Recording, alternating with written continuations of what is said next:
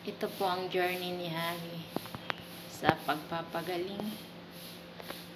Mga nakaraang buwan, October, marami ng test ginawa sa kanya. Sabi vertigo or headache, tension headache. Ginagamot namin pero walang nangyari, kaya pumunta kami sa East Avenue Medical Center para makamura sa gamutan niya dahil need niya mag-undergo ng MRI. Ngayong araw na to po ay November 24, first quarter recognition ni na Harris School. Hindi na po siya naka-join dahil marami na po siyang miss output sa first quarter dahil mula third week ng October hanggang until now, November 24, parang 3 beses lang siya pumasok. Ngayon, yung mga classmates niya, kung dati ay nakakatanggap siya lagi ng certificate with honors or what, ngayon, ang hawak niya ay mga test para sa kanyang kalusugan. Ganun pa man, priority natin yung ating kalusugan. Nung unang finding sa kanya, migraine lang, niresetahan po ng gamot. Pangalawang balik, binalik dahil hindi na okay yung kanyang pagkahilo. Tinaasan ang dosage ng gamot. Ganun pa din. Tapos, tinaasan ang dosage ng gamot. Nagpa-CBC kami, EMT, wala naman pong problema. Ganon. Pang 3 balik po, punta na po kami sa hospital. Tinis po siya. So, ang findings is sintomas ng vertigo. Ngayon, tinurukan siya ng gamot sa vertigo. 5 days rest again. Akala ko after 5 days, akala namin, lalakas na siya. Ganon pa rin. Nahihilo, may konting kirot sa ulo. So, nag-decide na kami pumunta sa government malaking hospital. So, ang findings naman sa kanya is to be considered Meniere's disease. So, ngayon, mag-undergo naman siya ng mga test na gagawin. Ang una-unang gagawin ni Harry ay mag-test sa MRI para malaman kung saan nanggagaling yung kanyang kirot sa ulo at pagkahilo. Sa ngayon, lumapit muna po kami sa mga LGU.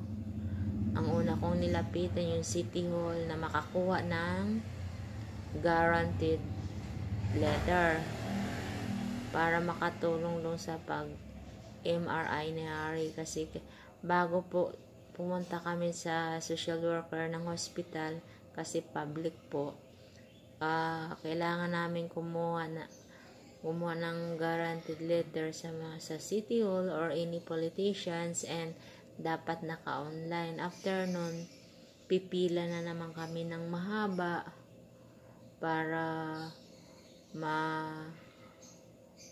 makakuha ng financial assistance sa social worker ng hospital.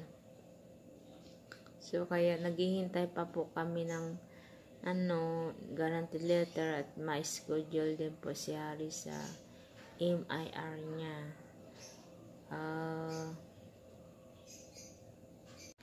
Yun nga, kahapon, November 24, first quarter recognition in Harris School. Hindi na talaga siyang nakadalo dahil ang daming absent. Hindi ko po alam gagawin kasi kung mag-i-stop siya, depende po sa result ng MRI. Sana walang serious na problema sa ulo niya. Sabi ko na wala ka mang recognition certificate. ito ang mga certificate mo para sa kalusugan mo.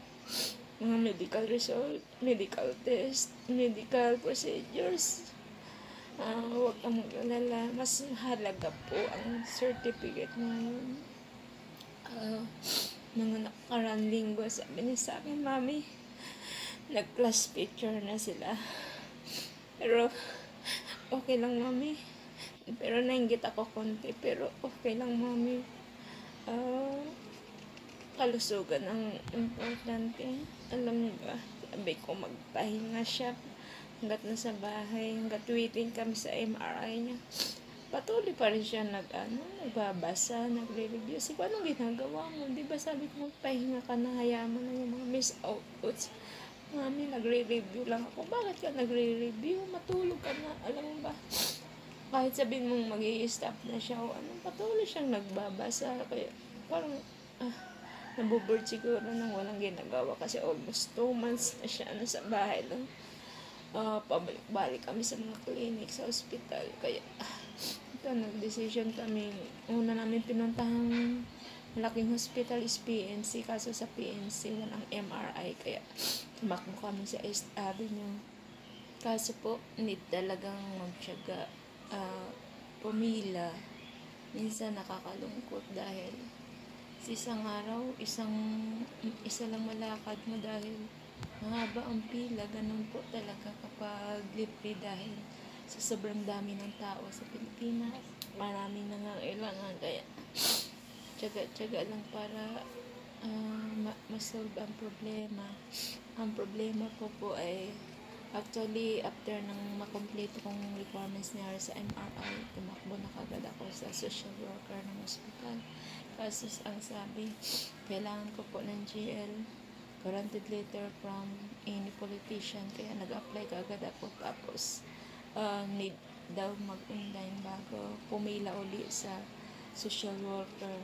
Kaya ang problema, may isang araw pa kaming nag-online habang waiting sa guaranteed letter.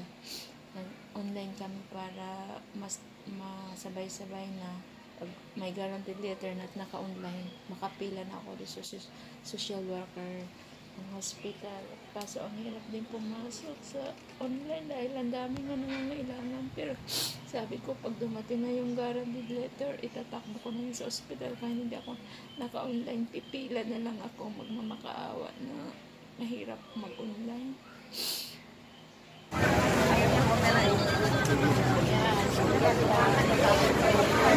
Yeah.